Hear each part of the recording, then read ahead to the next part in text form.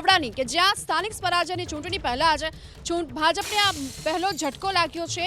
બાવળા પાલિકાના ward number 7ના Bhajap ઉમેદવારે પોતાનું ફોર્મ પરત ખેંચ્યું છે।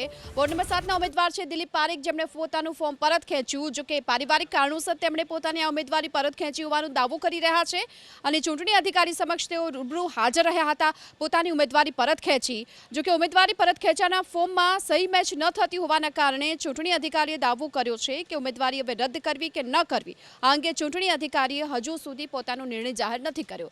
આ અંગે હાલ વધુ જાણકારી મેળવી અમારા સંવાદદાતા હિરેન રાજગુરુ અત્યારે આપણી સાથે ઉપસ્થિત છે। હિરેન, શું લાગી રહ્યું છે? ઉમેદવારી ફોર્મ છે રદ થયું છે કે કેમ અને ચૂંટણી અધિકારી તરફથી શું કહેવામાં આવી રહ્યું છે?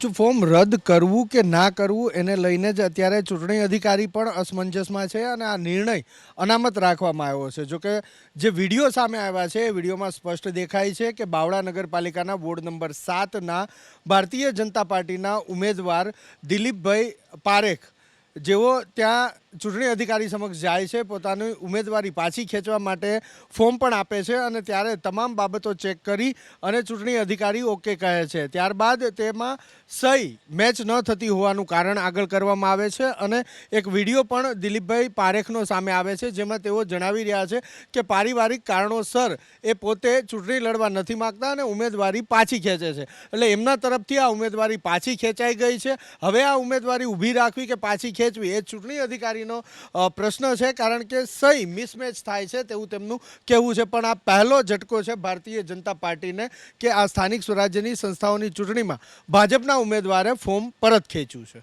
જી, આભાર આપનો આ સમગ્ર માહિતી બદલ। એટલે કે આ પ્રથમ ઝટકો ઉમેદવાર કહી શકાય ભાજપને દિલીપ પારેખે પોતાનું હાલ તો ઉમેદવારી પત્ર છે તે પરત આપ્યું છે, પરંતુ સહી મેચ નથી થતી, ચૂંટણી અધિકારીનું આ કહેવું।